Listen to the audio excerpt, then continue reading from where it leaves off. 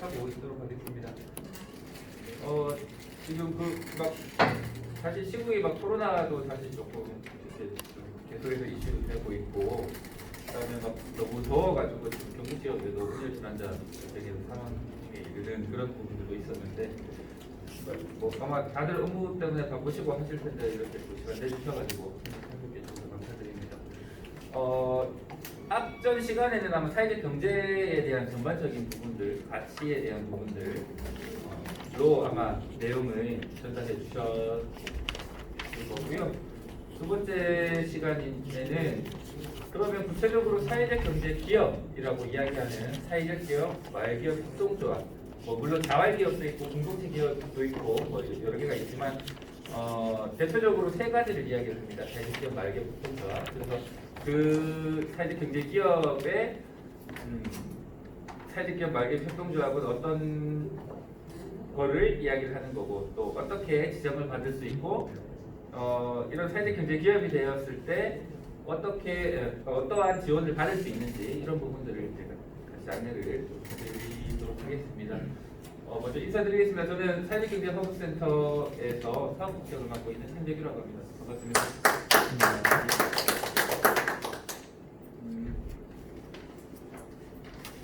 아무래도 조금 더 빠르게끔 진행을 하기 위해서 제가 마을기업하고 협동조합, 지금 협동조합 운영하시는 분들도 계시더라고요. 보니까 협동조합 보시는 분들도 계시고 한데, 사회적 기업에 대한 이야기들을 조금 더 많이 제가 드리고, 마을기업과 협동조합에 대한 부분들을 간단하게 이야기를 드리도록 그렇게 진행을 하도록 하고요.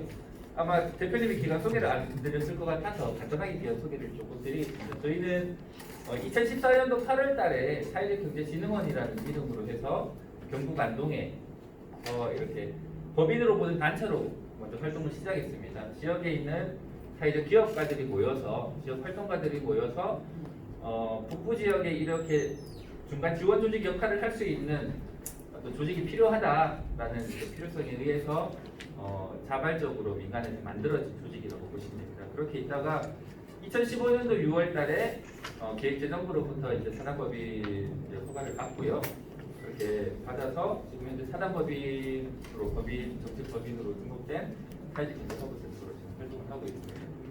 이런 미션과 비전들을 통해 가지고 사회적 경제 기업, 그다음 사회적 경제 활성화하기 위한 인력 양성을 보다 큰 목표로 하고 있습니다. 그리고 그런 인력 양성들을 통해서 양적인 사회적 경제 기업들의 어떤 확대, 그다음에 질적인 성장, 이런 부분들을 위해서 만들어진 기업이 바로 저희 사회적 경제 허브센터다라고 얘기해 드릴 수 있을 것 같고요. 지금 현재 경북 안동 지역에서 전체 23명의 직원들이 있습니다. 그래서 북부 지역 중심으로 해가지고 이런 사업들을 하고 있고요. 중심으로 이런 활동들을 하고 있고, 사실은 경산에 이제 저희 사회적 기업 통합 지원 기관이 지역과 소셜비즈라는 곳인데요. 경산에 위치하고 있고, 또 대구대학교에서 하는 경상북도 사회적 경제 지원센터가 또 있습니다. 그래서 거기에서 진행하고 있고, 지금 구미시에 있는 경상북도 경제진흥원에서도 이제 사회적 경제팀이 있습니다. 있는데 지금 거기 사무실은 의성에 지금 위치하고 있지만 경제진흥원에서도 이런 역할들을 지금 하고 있어서 경북 지역은 다른 광역자치단체랑은 다르게 지역적으로 조금씩 분류를 해서 워낙 넓다 보니까 나눠서 이런 중간 지원 기관들이 거점 형태로 활동을 많이 하고 있다는 것입니다. 그래서 저희가 주된 일들은 이렇게 사회적 경제 기업들을 발굴하고 육성하는 사업들, 그 다음에 지금처럼 이런 설명회나 아카데미, 이제 사회적 경제 활동가들을 양성하는 그런 과정의 교육 사업, 그 다음에 기존에 있는 사회적 경제 기업들의 판로 확대를 지원한다거나 보다 더 성장 가능한, 또 활성화하기 위한 어떤 환경들을 조성하는 사업들을 하고 있고요. 그다음에 사회적 경제에 대한 정책 제안이나 어떤 그런 제도 개선이나 이런 부분에 대한 연구 조사 사업들도 같이 하고 있습니다. 그리고 지금 현재 어떤 도시재생 뉴딜 사업이나 이제 그런 사업들이 많이 있잖아요. 그래서 결국 이제 도시재생 뉴딜 사업도 지속 가능한 마을 만들기, 주민 공동체들이 계속 지속 가능하기 위해서 어떻게 해야 되느냐로 봤을 때 제일 말미에 하는 이야기가 계속 사회적 경제 기업화를 이야기를 하고 있습니다. 그래서 주민들이 같이 모여서 주민 조직화, 그다음에 주민들 의제 발굴하고 주민들 안에서 지역 자원을 활용한 주민 소득 사업을 발굴하고 그걸 통해서 이제 사업하는 부분까지 같이 컨설팅하는 그런 도시재 생존 1사업 쪽에도 같이 제가 활동을 하고 있습니다. 네. 자, 제가 할 내용들에 대한 강의를 이제 좀 시작을 하기에 앞서가지고 앞선 시간에 이야기했던 사회적 경제에 대한 것들 핵심만 딱 한번 짚어보고 가도록 하겠습니다. 실제로 이제 지금 현재 사회적 경제라고 이야기를 하는 거는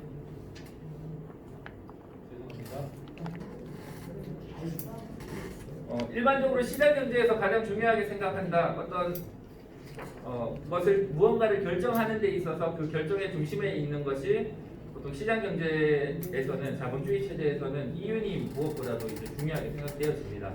그런데 사회적 경제는 이런 이제 이윤 극대화가 이제 최고의 가치라고 하기에 앞서서 사람의 가치, 인간 중심의 가치가 어떤 경제 활동에 하는 선택을 하는 데 있어서 가장 중요한 가치로 삼는 게 바로 사회적 경제다라고 이야기를 합니다. 쉽게 예를 들면 그런 부분들이겠죠. 자, 이제 급식센터를 운영합니다. 급식센터에서 돈을 많이 벌기 위해서는 어떻게 하는 게 가장 많이 돈을 벌 수 있을까요? 일단 원가 절감을 해야 되겠죠. 그죠? 비싸게 파는 것은 한계가 있으니까. 자, 원가를 절감해야 됩니다. 원가 절감하기 위해서 어떤 게 제일 이윤이 많이 남을까요? 유통기한이 가장 지금보다 뭐 하루 남은 예를 들어 제품 먹을 수는 있는데 유통기한이 짧은 제품일수록 가격이 할인이 들어갑니다. 싸져요. 그러면 급식지원센터에서는 그런 제품들, 그런 재료들을 많이 구매를 하면 오히려 판매하는 부분, 원가 부분에서 충분히 이제 세이브가 되기 때문에 이윤이 많이 남습니다. 그런데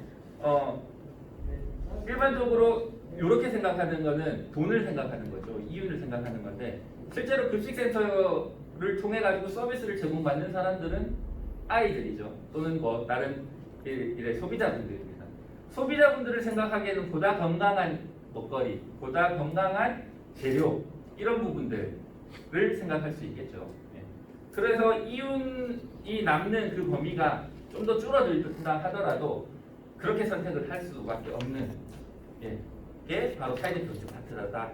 그래서 이렇게 쉽게 간단하게 설명을 드리면 이윤 극대화의 가치보다는 사람 중심의 가치를 우선적으로 둔다. 이렇게 하는 경제 활동들이 사회적 경제다라고 이야기를 드릴 수 있을 것 같습니다. 경상북도의 2020년 4월 기준으로 봤을 때 사회적 경제 활동을 보시면 1256개의 4월 기준입니다. 지금 현재는 한 거의 1280개, 90개 정도까지 올라왔어요. 그래서 지금 보시면 1256개의 사회적 경제 기업들이 지금 현재 활동을 하고 있습니다. 보시면 포항시가 170개, 안동시가 131개, 구미시가 121개 정도 사회적 경제 기업들이 활동을 하고 있고요. 그리고 이 수는 계속해서 늘어나고 있는 추세다라고 보시면 될 것 같습니다. 전국에서도 봤을 때 광역자치단체, 광역시도로 봤을 때도 우리 그 경상북도의 사회적 경제 기업의 수로 봤을 때 서울이 1번이고요, 경기가 2번이고 세 번째가 바로 경북 지역입니다. 사회적 경제 활동이 굉장히 활발한 지역 중에 하나로 불리고 있습니다. 이런 사회적 경제 기업들이 얼마나 많은 사회적 가치를 창출하고 있느냐에 대한 부분들을 본다면 우리나라에서 들어온 배경 자체가 사실 일자리 창출에 조금 포커스가 맞춰져 있는 게 사실입니다. 사회적 기업이 그렇다 보니까 실제로 고용률로 봤을 때 우리 전체 1256개의 기업 중에서 총 고용되어 있는 근로자는 7,909명 기준입니다. 요거는 2020년 4월 기준이고요. 7,909명 고용 중에서 쭉 한번 보시면 그 가운데에서 청년들을 고용하고 있는 비율이 40.8% 정도 됩니다. 청년들에게 안정적인 일자리를 제공하는 부분들이 있고요. 그 다음에 그 가운데에서 그 1256개의 사회적 기업 가운데에서 청년들이 대표로 맡고 있는 사회적 경제 기업 수가 19.2%입니다. 청년 창업 분야에서도 굉장히 좋은 이렇게 좋은 어떤 취업 또는 진로의 어떤 역할을 하고 있다라고 볼 수 있을 거고요. 특히나 취약계층에 대한 고용률 1256개의 사회적 경제 기업 가운데에서 보시면 54.2%가 나옵니다. 여기서 이야기하는 취약계층이라는 것은요, 정상적으로 취업을 하기에 어려운 분들이라고 보시면 됩니다. 기본적으로 한 12가지의 요건들이 있는데 뭐 고령자, 그다음에 저소득, 그다음에 한부모 여성, 다문화 한부모 가족, 다문화 여성, 그다음에 뭐 장기 실업자 뭐 이렇게 등등 해가지고 총 12가지 요건들이 있습니다. 그분들을 고용하고 있는 율이 54.2%인데요.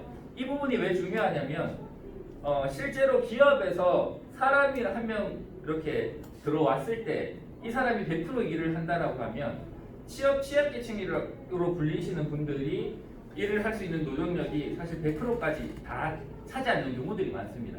그렇기 때문에 어떤 이제 취업하는 부분에 있어서 굉장히 조금 불리한 부분들이 많이 있는데, 그럼에도 불구하고 사회적 기업에서 54.2% 정도의 그런 취약계층을 고용하고 있다는 것은 굉장히 중요한 이제 부분들이거든요. 그래서 특히나 이 부분들이 다른 전국 평균보다도 경북 지역이 훨씬 높습니다. 그런 부분들을 안내해드리고, 또한 여성의 경제라고 이야기하는데 전체 종사자 중 여성 고용률이 57.3%입니다. 그러니까 예전부터 해가지고 이제 여성들의 어떤 사회적인 참여, 사회 일자리 제공 이런 부분에 대해서 사회적 기업들이 굉장히 앞장서 왔고, 그 가운데 여성 대표자 비중도 28.8%까지 나옵니다. 요거는 계속해서 조금씩 늘어나고 있는데 사회적 경제뿐만 아니라 사실은 이제 어떤 중소기업 정책이나 이런 부분들을 보면 여성 기업 뭐 이런 거에 대한 지원 정책들도 있거든요. 그렇다 보니까 변화되는 케이스들도 있기 때문에 이거는 지금도 계속해서 올라가고 있습니다. 이렇게 고용적인 측면으로 봤을 때 이렇게 청년, 그 다음에 취약계층, 그 다음에 여성의 일자리들을 많이 만들어내고 있다고 볼 수 있고요. 사회적 기업들은 계속해서 성장하고 있습니다. 정부에서도 적극적으로 지금 사회적 경제 활성화에 대한 부분들, 이번에 문재인 정부의 26번째 100대 국정과제 중에 26번째가 사회적 경제 활성화고, 이런 기조에 맞춰가지고 그 전부터도 있었습니다. 그 전 정권에서부터 쭉 지금 현재까지 계속 이런 기류를 통해 가지고 2018년 기준으로 봤을 때 사회적 경제기업 총 매출액이 3,319억 원이고 그 가운데에서 쭉 보시면 자체 고용률이 53.2%고 이렇게 계속해서 성장해 나가고 있다. 단기 순이익 기준으로 흑자 경영 기업 비율이 전체 대비 65.4%가 흑자를 내고 있는 기업이다라고 볼 수가 있을 거고요. 2010년에 6억 원 수준에서 매출액이 8년이 지난 2018년 기준으로 14억 7천만 원으로 2배 이상 증가를 했는 부분입니다. 계속해서 이런 안정적인 지원 제도나 이런 정책에 따라 가지고 계속해서 성장하고 있는 기업이 바로 사회적 경제 기업이다고요. 혹시나 그런 이야기를 들으셨을 수 있습니다. 사회적 경제 기업이 또는 사회적 기업이 정부 보조금 없으면 여기는 운영이 안 되는 기업이야 라고 이야기를 혹시 들으셨을 수도 있을 겁니다. 자, 그런데 한번 보여드릴게요. 자, 2018년 말 기준인데 총 수익 대비 정부 보조금 비율이 8.7%밖에 되지 않습니다. 네, 10%가 채 되지 않아요. 그럼 나머지는 그럼 어떻게 돈 벌까요? 기업 활동 해가지고 돈 버는 겁니다. 근데 예를 들어 10% 지원을 받아서 10%가 끊긴다고 해서 이게 망하는 기업이냐? 그렇게 보기에는 어렵다는 거죠. 그러니까 실제로 사회적 경제 기업들이 초반에는 예를 들면 시장 경쟁에서 제품의 질이라거나 경쟁력이라거나 이렇게 조금 떨어지는 부분들이 사실은 있었고요. 그런 부분들이 계속해서 이렇게 보완되고 수용돼가면서 기업 활동들로서 계속해서 지원이 종료되더라도 이런 부분들은 계속해서 진행되고 있다라고 이제 보시면 될 것 같고, 그만큼 경쟁력 부분들도 계속해서 향상되고 있다라고 볼 수 있을 것 같습니다. 자, 그럼 사회적 기업에 대해서 이제 지금부터 소개를 해드리도록 하겠습니다. 사회적 기업은 사실 처음부터 우리나라에서 나왔던 이야기는 아닙니다. 이제 1970년도에 유럽에 경제공황이 있으면서 경제공황이 있다 보니까 이제 딱 같이 따라오는 문제가 항상 있어요. 실업 문제와 빈곤 문제가 항상 같이 따라오는데, 자, 실업 문제, 빈곤 문제가 발생하고 국가에서 이거를 해결하려고 이렇게 하다 보니까 이런 서비스들이 잘 이렇게 취약계층들, 그 당시에 이렇게 실업 문제, 빈곤 문제를 앓고 있는 그런 취약계층들에게 서비스가 제대로 전달이 안 되더라고요. 국가에서 이렇게 제공하니까. 그런 부분에서 이렇게 봤더니 실제로 일부에서 비영리 민간 단체들이 어떤 이런 사회 서비스라거나 어떤 뭐 무료 급식이라거나 이런 뭐 부분들을 계속해서 제공을 하고 있었던 거죠. 그걸로 보면서 비영리 단체들이 국가 또는 지방 정부 기업에서 제공하지 못하는 사회 서비스를 지역 주민에게 제공하는 부분들을 보고 그러면 민간에서 이런 활동들을 주도하는 이런 사회적 기업 영역들이 굉장히 중요하다라고 이야기합니다. 여기서 조금 헷갈릴 수 있습니다.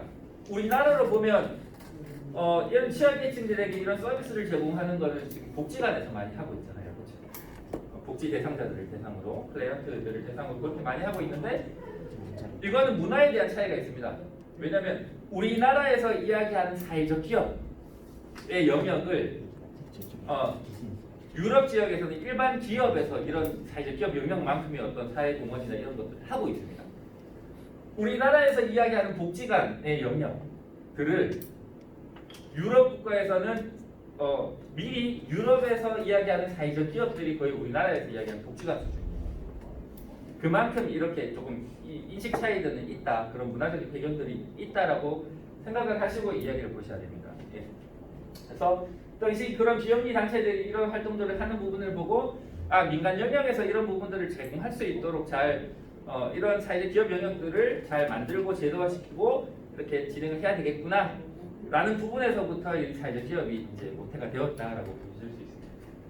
그래서 이런 사회적 기업들이 되기 위해서는 그냥 기업이 아니잖아요. 앞에 사회적이라고 붙었잖아요. 그래서 두 가지 큰 카테고리에서 두 가지의 어떤 기준들이 있습니다.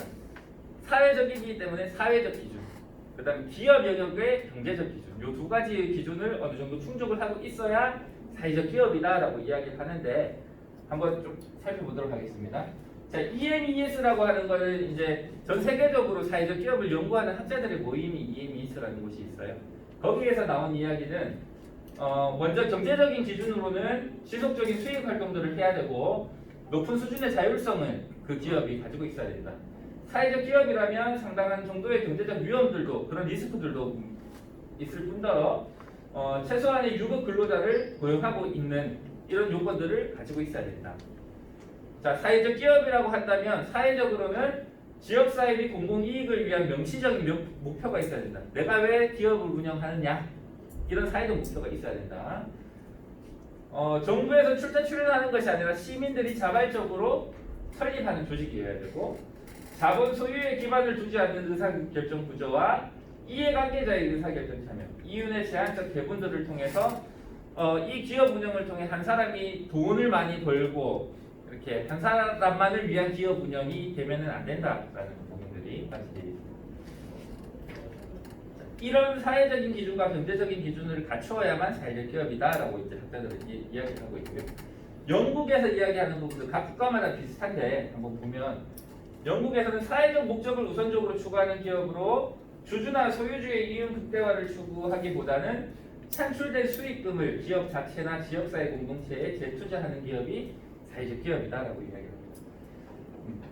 사회적 목적을 우선적으로 추구해서 돈을 번 다음에 돈을 기업 자체나 공동체에 재투자하는 기업이다.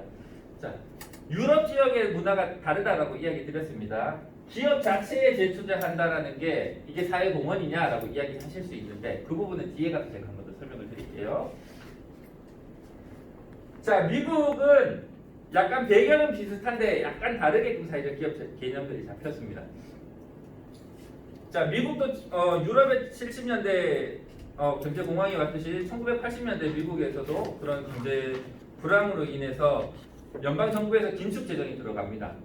100조 원의 1년간 예산을 쓰다가 50조 원으로 확 줄어버렸어요.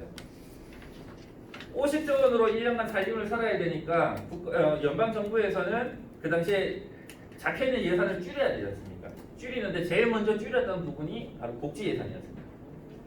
참 이게 상황이 안 맞는 게 뭐냐면 이런 그 경제 공황이나 경제 이렇게 불황이 왔을 때 같이 따라오는 문제가 실업 문제, 빈곤 문제라고 얘기를 해요. 그러면 복지 예산을 줄였지만 복지 대상자들은 필요한 요구 대상자들은 훨씬 더 많아진 거예요. 원래 1억 원 가지고 예를 들어 50명을 케어를 했다면 5천만 원 줄었는데 100명을 케어해야 되는 상황이 생긴 거예요. 그래서 그때부터 미국에 있는 그 당시 국가에 있는 복지관들이 영업 활동, 돈 버는 수익 활동을 하기 시작합니다. 왜 했을까요? 그때 복지관 관장님이 돈 많이 벌어가기 위해서, 사회복지사가 돈 많이 벌어가기 위해서. 그게 아니라 서비스를 받아야 될 제3자는 이만큼 많은데 예산이 이만큼밖에 없으니 우리가 돈을 벌어서라도 이 사람들에 대한 서비스를 이어나가야 된다라는 부분 때문에 그때부터 여기 안전적 재원을 확보하기 위한 방법으로 이런 이제 영업 활동을 합니다. 이거를 비영리 조직의 산업화라고 표현을 이야기를 해요. 그래서 비영리 조직들이 영리를 추구하지 않는 조직들인데 돈을 벌 수밖에 없어요. 영리를 추구하지 않는 목적을 가지고 돈을 버는 거예요. 미국은 이렇게 이제 사회적 기업들이 이렇게 만들어졌습니다. 그런데 여기 보시면 미국에서는 약간 더 그 자본주의 시장 경제 이런 부분들이 이제 더 많이 있다 보니까 사회적 목표를 추구하는 비영리 조직의 상업 활동, 아까 말씀드렸던 이제 그 복지관뿐만 아니라 영리 기업의 사회적 목표를 실현하기 위한 활동까지도 사회적 기업이다라고 이야기를 합니다. 영리 기업의 사회적 목표를 실현하기 위한 활동까지. CSR과 이 사회적인 목적, 사회적 기업, 이거는 활동들이 다릅니다. 기업의 어떤 사회적인 공헌, CSR이라고 표현을 하는데 단지 그 부분뿐만 아니라 그 부분들을 더 넘어서는 부분들이 사실은 있어요. 쉽게 말하면은 자 우리나라 같은 경우에 CSR 활동들이 영업 활동의 전략으로 사실은 쓰이기도 합니다.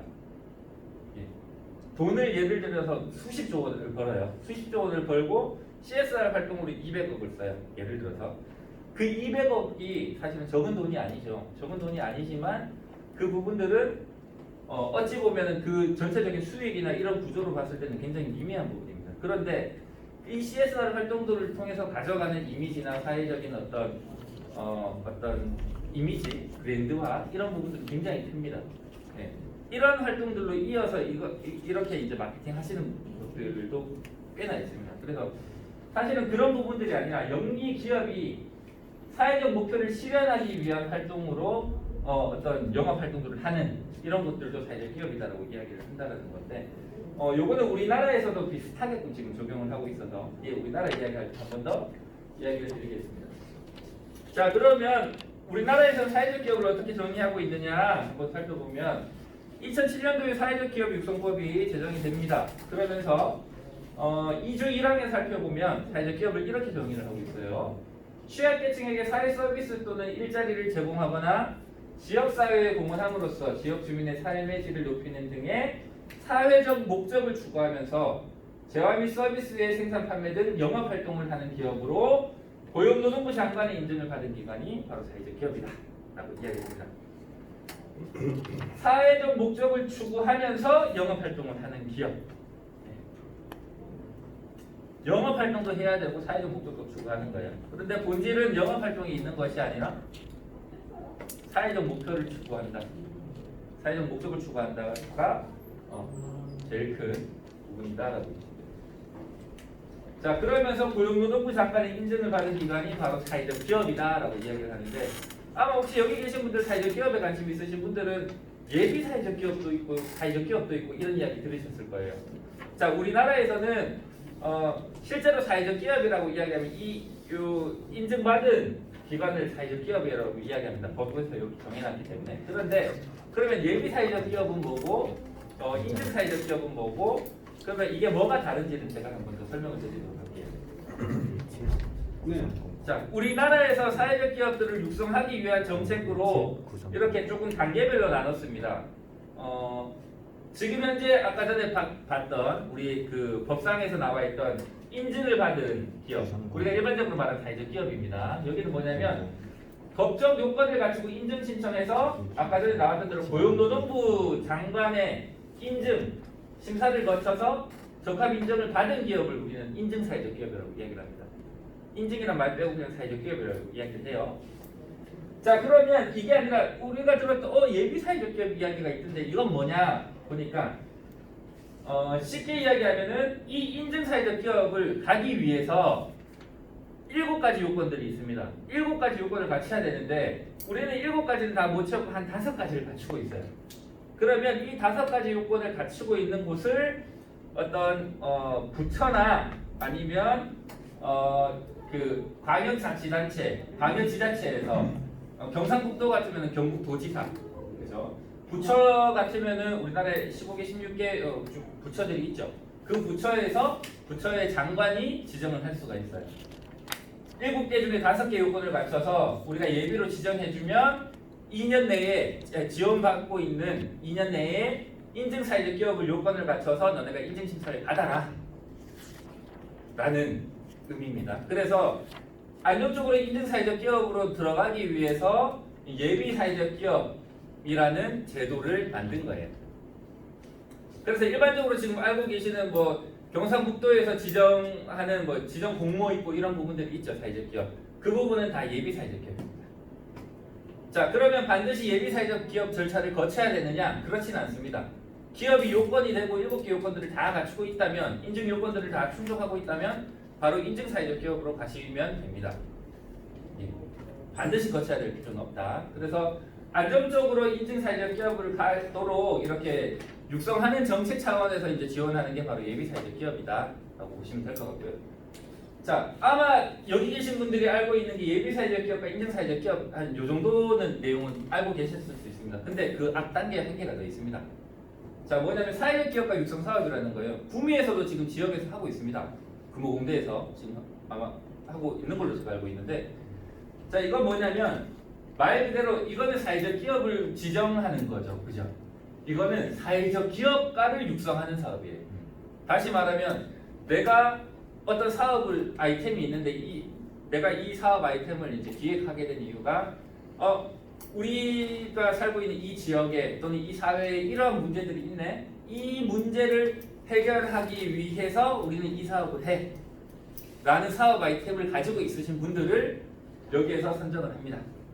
다시 말하면 소셜 미션이 있고 이 소셜 미션을 하기 위한 비즈니스 모델을 갖고 계신 분들을 이렇게 육성 사업으로 이제 이렇게 심사해가지고 선정을 하고 이분들에게 최대 5천만 원에 대한 이제 지원금을 이제 지원해 주면서 예비 사회적 기업으로 들어가기 위한 이제 요건들을 갖춰 놔라 이렇게 하는 겁니다. 그게 바로 사회적 기업 육성 사업. 자, 우리나라에서 그러면 지원하려면 이렇게 쭉 있겠죠. 근데 사실은 요 앞 단계에도 연계되는 사업들이 꽤 있습니다. 지금 소셜 벤처 경연 대회라고 해서 사업 아이템 공모전 해가지고 상금 주고 이렇게 하는 사업들이 있어요. 그 사업에 선정이 되면은 육성 사업에 우선적으로 참여할 수 있는 자격이 또 주어지고 그렇게 해서 여기를 통해 가지고 사업 아이템을 구체적으로 비즈니스 모델화 시키고 시제품 개발해가지고 한번 시연해 보시고 그렇게 하면서 조직 형태 갖춘 다음에 예비 사회적 기업 지정 받으시고 한 2년간 지원을 받으면서 안정적으로 육성이 돼서 인증 요건들을 다 충족하셨을 때 그랬을 때 인증 사회적 기업으로 간다. 우리나라에서는 전체적인 지원들이 이렇게 이어진다라고 보시면 됩니다. 이게 우리나라에서 지금 하고 있는 사회적 기업의 육성 정책들이 쭉 이렇게 이어지는 걸로 보시면 됩니다. 자, 예비 단계와 인증 단계 이해 가시겠어요? 자, 예비 단계는 어쨌든 인증 단계보다 요건들이 한 2가지 정도가 빠졌습니다. 그래서 5가지 요건을 갖추고 있을 때 사회적 기업에 준하는 지원 정책을 그대로 하게 해주면서 안정적으로 성장을 시켜서 인증 사회적 기업 요건을 충족한 다음에 바로 넘어가라 라는 의미로 예비 사회적 기업을 지정해 준다고 보시면 됩니다. 그래서 보시면 법령으로 제정해 놓은 게 인증 사회적 기업이고요. 요거는 육성법 시행령으로 해가지고 예비 단계가 아마 있을 겁니다. 그러다 보니까 예를 들면 사회적 기업에 대한 공공구매 이런 부분들 이야기들 혹시 들어보셨을 텐데 요건이 되는 예비가 될 수도 있고 어떤 조건에서는 인증만 될 수도 있습니다. 왜냐 사회적 기업이라고 하면 법적으로는 이것만 이야기해놨기 때문에 그거는 일단 지원 정책 때 한 번 더 이야기를 해드리도록 하겠습니다. 그래서 보시면 그래서 사회적 기업이라는 것은 사회적 목적을 추구하면서 영업 활동하는 기업. 그러니까 수익 활동을 수단으로 삼으면서 이 수단을 통해서 사회적 목적을 실현하기 위한 기업이 바로 사회적 기업이다. 그래서 우리나라는 이런 사회적 기업이 원래 법상으로는 인증을 받은 기관이 사회적 기업이라고 하는데 우리나라는 육성 정책 단계에 따라 가지고 예비 사회적 기업과 인증 사회적 기업 이런 부분들로 나눠질 수 있다. 있다고. 자, 조금 사회적 기업에 대해서 조금 설명드릴게요. 자, 유흥복지재단이라는 사회적 기업이 있습니다. 안동에 있어요. 자, 안동에서 여기는 그러니까 청각장애인, 그 다음에 지적장애인 분들도 이렇게 같이 채용을 좀 하시는데, 분들의 어떤 안정적인 일자리를 만들기 위해서 운영되고 있는 사회적 기업입니다. 여기에서 하는 사업, 주된 사업은 새싹 가지고 이렇게 새싹 재배해가지고 이걸 가공해가지고 제품으로도 나가고요. 이 새싹을 가지고 바로 납품도 하는데 전국적으로 다 납품됩니다. 그래서 매출액도 몇십억 원 되는 굉장히 높은 매출액을 보이고 있고, 이 복지재단은 예전부터 이렇게 그 복지 활동들을 많이 하셨어요. 그래서 장애인분들의 어떤 일자리를 창출하기 위해서 예전에는 옹골진이라는 브랜드 있었는데 혹시 알고 계세요? 청바지 뭐 이렇게 난방 이런 것들 많이 했는데 그 옷들을 받아가지고 다림질하고 되게 이제 소분해가지고 포장해가지고 이렇게 납품하고 이런 작업들을 중간에 받아서 많이 하셨어요. 농아인 분들하고 같이 그렇게 하시다가 지금 바꿔서 이렇게 새싹으로 이렇게 사업을 지금 하고 있는 부분들이 있습니다. 그래서 여기는 장애인 분들의 어떤 일자리, 안정적인 일자리를 마련하기 위해서 운영되는 기업이다 라고 볼 수 있고요. 자, 앞서 대표님 그 이야기하셨는데 직접 운영하고 있는 그 돌봄사회 서비스 센터입니다. 여기 제가 장기 요양 그 사업들을 지금 하고 있고요. 노인 장기 요양 사업들을 하면서 요양보호사분들을 가정으로 파견시켰고 그렇게 해서 이제 서비스를 제공하는데, 보통 이런 사업들을 하는 제가 복지센터 같은 경우에는 어떤 기업의 비전이나 미션이 서비스 받는 어르신들이 행복한 세상 뭐 이런 식으로 보통 잡아요. 그런데 여기는 조금 다릅니다. 일하시는 요양보호사분들이 행복한 직장을 만드는 게 여기 목표예요. 그러니까 요거는 뭐 이제 그렇다 보니까 이분들에 대한 복리후생이나 이런 부분들이 굉장히 잘 되어 있습니다. 뭐 다른 지역은 어떤지 모르겠는데 안동 지역에서는 요양보호사분들 데리고 1년에 한 번 해외 연수 가고 이런 곳들이 여기가 처음이었거든요. 뭐 그런 식으로도 진행을 하시고 그렇게 많이 하고는 있습니다. 꼭 이때 보면 집수리 사업이라는 거 하고. 자, 요 집수리 사업은 그러니까 그 혹시 그거 아십니까? 복지에 예전엔 주거급여가 나왔는데 그 주거급여를 이제는 현금으로 주지 않고 이렇게 어떤 센터를 통해 가지고 이제 집수리를 하도록 그렇게 이제 돼 있습니다. 경보수로 해가지고 작게끔 뭐 220만 원인가 제 기억에 예전에는 그렇게 했었어요. 그렇게 해서 그 금액만큼의 어떤 집수리를 대신 해주는 유지 보수해주는 이런 사업들을 했는데, 그 사업들을 지금 현재는 여기서 하진 않고요. 그러니까 지금은 예전에는 그 사업들 캐파까지 같이 했었습니다. 같이 했는데 지금 현재는 하진 않고 요양보호사 파견하는 업무들, 그다음에 주야간 보호센터 운영하는 부분들 이렇게 지금 하고 있습니다. 여기 조금 다르게 정리해요. 여기는 영주 풍기에 있습니다. 장수면에 있습니다. 그 영농조합법이 안국공이라고 해서 지금은 흑사랑 영농조합 법인이라고 이름이 바뀌었어요. 여기는 그 영주 그 장수면 지역에서 그 생강이 출하가 많이 됩니다. 생강 출하가 많이 되고 그 지역 주민분들이 이제 어르신들이 많으셨어요. 그런데 어르신들이 농사를 지으면은 항상 문제가 이거를 어디다 파냐, 뭐 예를 들어 내가 투자한 만큼까지 돈이 나오면 다행히 이만큼 어떻게 그런 이제 금액 자체가 이제 매년마다 워낙 다르잖아요. 그런 부분들에 대한 이제 문제점들이 있었고 어르신들이 너무 힘들게 일하시고 이제 제값을 받지 못하는 그런 문제들이 있어서 이 지역에 생산된 농산물들을 여기에서 다 수매를 합니다. 수매해서 가공하고 또는 뭐 다른 제품들로 제조하고 이렇게 해서 어르신들이 이제 보다 나은 수익을 창출할 수 있고, 그 다음에 어르신들이 지금보다는 보다 편하게 일을 사업할 수 있도록 이렇게 이제 지금 만들어져 있습니다. 여기도 흑사랑 영농조합법이 요 가운데 분이 안국동 대표님이신데, 예, 그분이 이제 같이 이제 주민들하고 같이 하면서 지금 현재 마을에 있는 많은 이렇게 농산물들이 이쪽으로 모여서 그렇게 판매되고 그렇게 이제 제조 가공하고 그렇게 있습니다. 제가 앞서 세 가지 분야 이렇게 이야기 드렸는데 요거를 세 가지를 이야기 드린 거는 뭐냐면, 자, 사회적 기업을 하는 데 있어서 제한이 있는 업종이 있어요. 근데 요 업종 외에는 다 가능하다고 보시면, 첫 번째는 유흥주점업, 두 번째는 금융업, 요 두 가지 외에는 어떤 사업이든 그 업종 코드가 충분히 가능하다. 그래서 사회적 기업이 나갈 수 있는 그런 이제 영역들은 많다라고 넓다라고 이야기를 드리고요. 앞에 있던 이야기를 쭉 정리해 보면 사회적 기업이라는 거는 사회적 목적을 추구하기 위해서 이루기 위해서 수익 활동을 영업 활동을 하는 기업이 바로 사회적 기업이다.